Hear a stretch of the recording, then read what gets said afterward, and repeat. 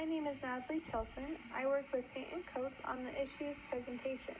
Our issue we were assigned was gender diversity. As we discussed our issue, it was easy to see it relate back to problems we have had in the history of the United States. A lot of the fixes we have made seem to be based off of what is the easiest path and will harm the least amount of people. Throughout this presentation, I hope you think of ways to change this issue that would help our education system today. Hopefully, you will not choose to just use that easy path and will instead come up with a solution for the benefit of everyone.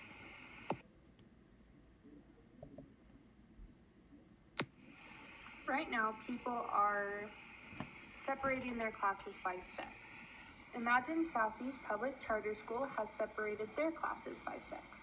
They're all boy and girl classes, learn the same material but in a different way. The Washington Post article, Separate But Equal, More Schools Are Dividing Classes by Gender, discusses what the differences are. The boys' classroom is practicing math by doing jumping jacks, dancing, and the classroom is full of noise. A lot of their games are based off of competition because they thrive on competition. The girls' classroom is quieter and they are learning math by visually seeing it on the whiteboard. Once a girl gets the answer right, her classmates congratulate her accomplishment. If the girl doesn't get it right, she gets to try again and again with the help of the teacher. Because they are separated, the boys are allowed to wiggle without distracting the girls, and the boys can move at a slower, steadier pace. Though this seems great, it has led to what we call the boy crisis. The boy crisis is where a boy is told they are not capable of what a girl is, so they don't ever try to be better than that expectation. It can lead to a boy being further behind because he thought that was all he was capable of. He never tries to do anything more than that. But there are several people in this world that believe that sex-separated classes are not really required. They believe that the idea that we are so different are based mostly on opinion and not on fact. The director of New York University's Metropolitan Center for Urban Education says that they are trying to address the underachievement of boys learning, but all their research is very questionable and is not based on facts. Do you believe that boys are capable of keeping up with their classmates, or should we separate them for the benefit of everyone?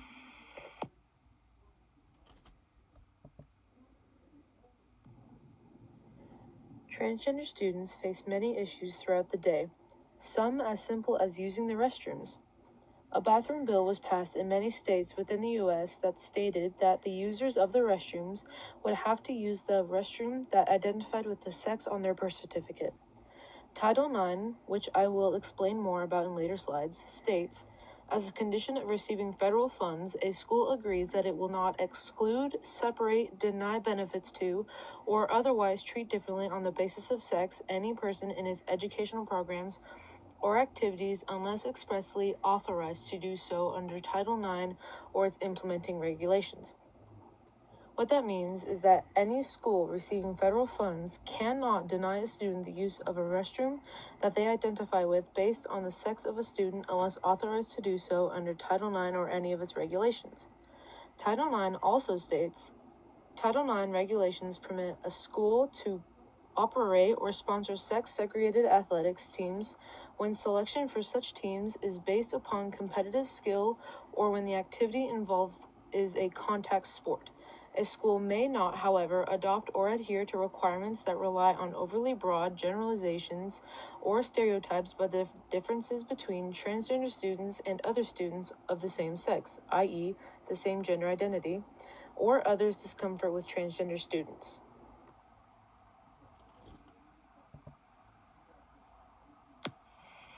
One article we were given to read was titled, For LGBT Students, Are Safe Schools Enough? It was written by Michael Sadowski. The statistics it gives are pretty horrific.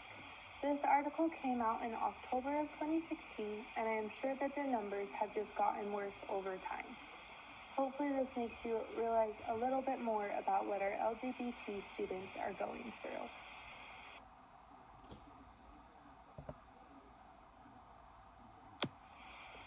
The CDC report that we discuss is based on a youth risk behavior survey. More than 15,000 people took this survey. It shows that lesbian, gay, bisexual students are at a dramatically higher risk for these suicidal thoughts than their heterosexual peers. There were around 40% of the LGBT students that wanted to commit suicide, and actually 30% of them tried it. There are around 34% of the LGBT students that are bullied at school, which is a dramatic difference than the 19% of students that aren't. There was 28% of these students that were bullied online, and that's twice as much as their heterosexual peers. This should not be allowed. Also, more than 1 in 10 LGBT students missed at least one day of school in the last month. So is a safe space in a part of the school or for part of the week the only thing to which LGBT students are entitled? How would you feel if these statistics included you?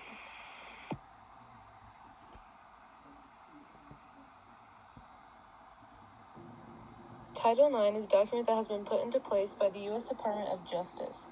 It talks about the terminology of transgender, and along with it, it says that the department treat a student's gender identity as the student's sex for purposes of Title IX and is implementing regulations.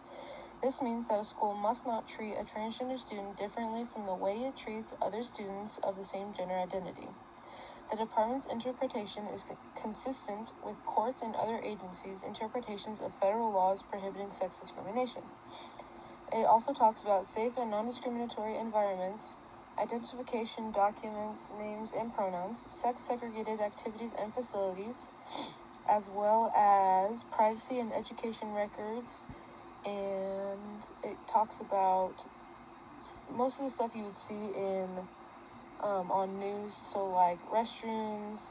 It talks about athletics, talks about sex-segregated activities and facilities, talks about single-sex classes, single-sex schools, and stuff like housing and overnight accommodations and how schools should address that.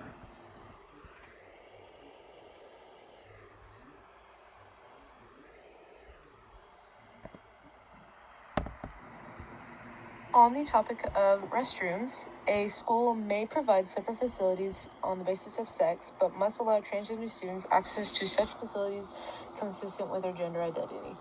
So, if a transgender student would like to use the men's restroom, the school cannot stop them from using it. However, they can give them a facility where it is a private facility, but in order to do that, they must open it to the whole school for it to be fair and just. Along with that, they cannot require, by Title IX regulations, they cannot require transgender students to use facilities inconsistent with their gender. That means they cannot force the transgender person at question to use the facilities that they do not identify with.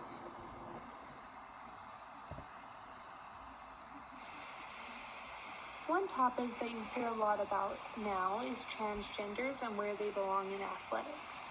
According to Title IX, a school can have sex-segregated teams if they are based off of competitive skill or when it is a contact sport. One example of this would be football. They cannot base roles off of how peers feel, so if the only reason they are not allowing a transgender on the team is because of the discomfort of other team members, that is not a good enough reason. Recently in the news, I've been seeing articles about transgenders and the gray line that they can walk in track and field. A boy is biologically faster than a girl would be, so when a transgender runs against a female student and wins a state competition, one girl was pretty mad and thought that that was unfair. I have also heard a story of a student that wanted to compete with the boys because he identified as a boy, but the school would not let him. He ended up winning the races because he was already on hormonal medicine that made him that quick. You should be able to compete with whatever sex you identify with, but sometimes, like we have mentioned, it hurts the other competitors. Do you think we should allow transgenders to participate in track?